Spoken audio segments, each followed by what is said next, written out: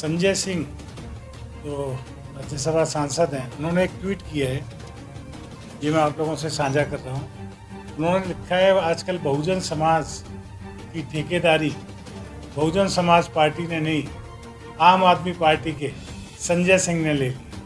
उन्होंने लिखा है कि बहुजन समाज से अपील, कृपया संविधान की रक्षा के लिए वोट करें। बीएसपी अब बीजेपी बन चुकी है। बीएसपी का टिकट बीजेपी बांट रही है। नया चुनाव चिन्ह है हाथी के सूंड में कमल का फूल।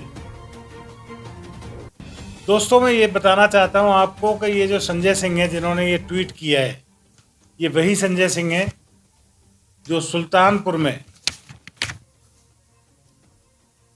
एक समय था जब समाजवादी पार्टी के अनूप सांडा का झोला उठाकर बहन मायावती जी के झोला उठाने वाले संजय सिंह जो उस समय थे, वो ये मायावती को उपदेश देने लगे हैं कि बहुजन समाज के लिए क्या करना चाहिए और क्या नहीं करना चाहिए।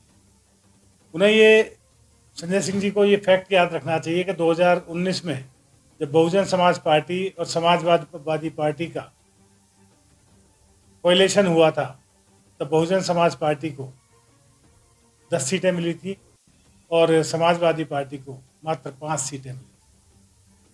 अखिलेश यादव के नए करीबी संजय सिंह को मैं बताना चाहता हूं कि बदायूं, फिरोजाबाद, कन्नौज में अखिलेश यादव के 2 भाइयों और उनके परिवार के, उनकी पत्नी को हार का क्यों मुंह देखना पड़ा? क्या ये सही नहीं है कि पिछले कुछ दिनों से संजय सिंह को केजरीवाल जी ने एक किनारे कर रखा है, इसलिए आजकल उनका अखिलेश प्रेम जाग गया है और वो जय अखिलेश करते फिर रहे हैं और अपने पजामे से बाहर निकलकर इस तरह के बयानबाजी करते फिर रहे हैं। मैं उनसे अनुरोध करता हूं कि इस तरह की बयानबाजी के लिए उन्हें दलित समाज से और बहुजन समाज पार्टी से बहन कुमारी मायावती से माफ़ी मांगनी चाहिए। बहुत बहुत अभी आप पर आरोप लग रहे हैं कि कहीं ना कहीं आप जो है आम आदमी पार्टी में आपके ऊपर ईडी का छापा पड़ा, इसलिए से आप जो है बहुजन समाज पार्टी की तरफ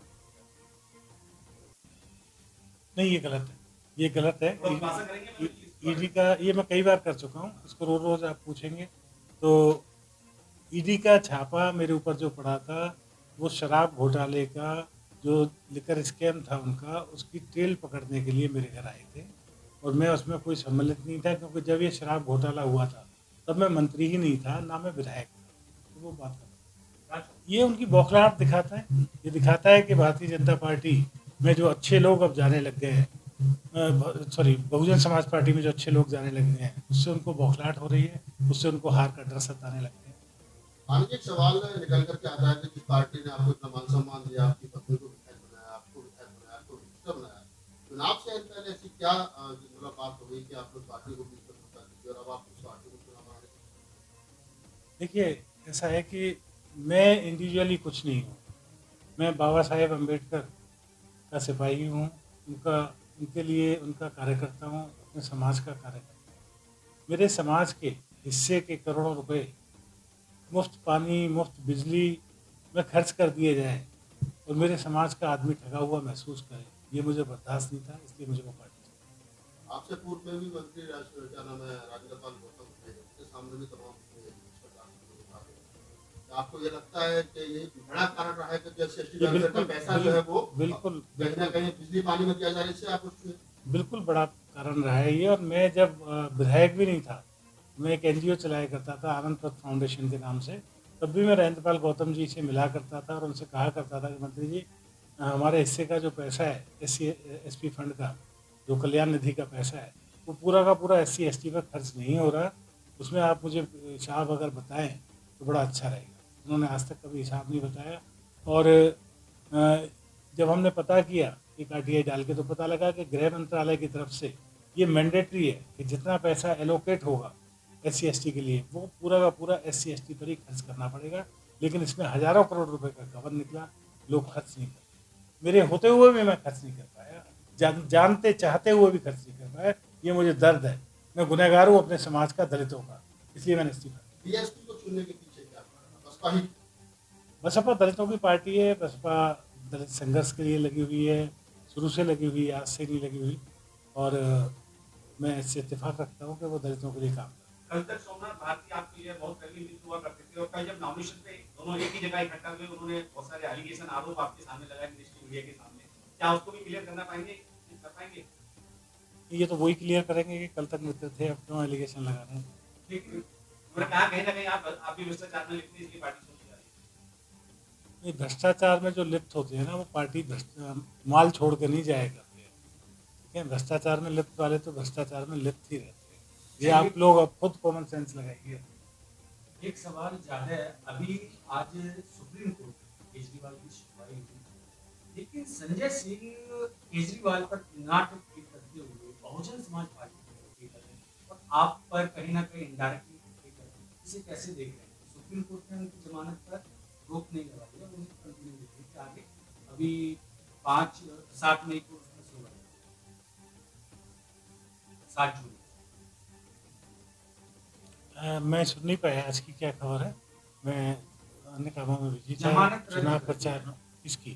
केजरीवाल नहीं, मुझे इसका ख्याल नहीं।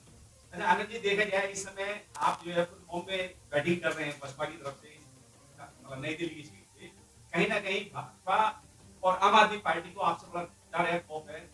क्या लगता है कि उस फाइट में पूरी तरीके से खड़े उतर पाएंगे इस बार? पूरी कोशिश करेंगे और जी जान लगा के लड़ेंगे, पूरा समाज लड़ेगा।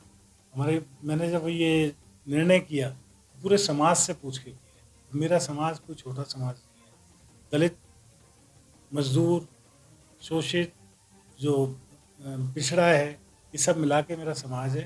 और उन्होंने कहा कि आपको बहुजन समाज पार्टी में जाना चाहिए, वरना मैं किसी और पार्टी में नहीं जा सकता। नई दिल्ली लोकसभा पे 2,65,000 से ज्यादा जो है बहुजन समाज पार्टी का कैडर वोट है। इसके साथ साथ अगर देखा जाए आम आदमी पार्टी के भी आपसे लोग जुड़े रहे, क्या उन वोटरों को भी अपनी तरफ ला पाएंगे?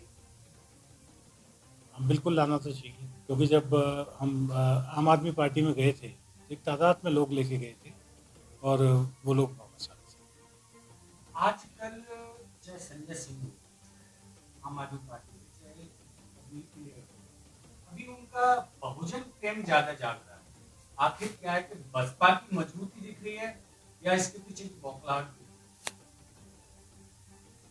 देखो, फाइनली तो बहुजन प्रेम बहुजन समाज पार्टी की तरफ ही खींच कर लाएगा। अब वो अवेयरनेस इस इलेक्शन में आती है, अगले में आती है, लेकिन मेरा ये मानना है कि अगला जो दिल्ली का इलेक्शन होगा, इसमें हम बहुजन समाज पार्टी इतनी सक्षम हो जाएगी कि हम ऐसी नेगोशिएशन की स्थिति में आ जाएंगे कि हम दिल्ली में दलित मुख्यमंत्री की मांग करेंगे। आपने पार्टी छोड़ते वक्त बड़े आरोप लगाए थे कि जो राज्यसभा सांसद है वो दलित समाज के नहीं बनाए जा रहे और जो शीर्ष नेतृत्व है उसमें दलित चेहरा नहीं, वोट जो है वो दलित होता है। अभी भी इस नाम पर दूसरे जो आपने कहा, बिल्कुल, वो आरोप नहीं थे, वो सच्चाई थी। आप चेक कर सकते हैं, 13 सांसद राज्यसभा में भेजे गए लोग, एक भी राज्यसभा में किसी को नहीं भेजा गया। हजारों की तादाद में डाक फेलोज, मंत्रालय में कंसल्टेंट और ये लोग रखे गए, उनमें से एक भी दलित नहीं रहता है, जिनकी सैलरी लाखों रुपए। क्या मजबूरी रही है केजरीवाल की जो बात को अम्बेडकर और कर रहे हैं? और यही तो प्रॉब्लम थी कि हम भी ये सोच कर ही कि बाबा साहब का फोटो लगाया हुआ है, बाबा साहब की बात होगी। मेरी एक स्पीच है विधानसभा की, मैं आपसे शेयर करूंगा।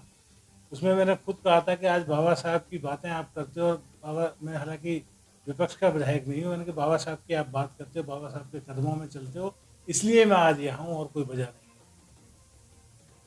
तो बाबा साहब का फोटो लगाना एक अलग बात है, बाबा साहब के ऊपर काम करना एक अलग बात है।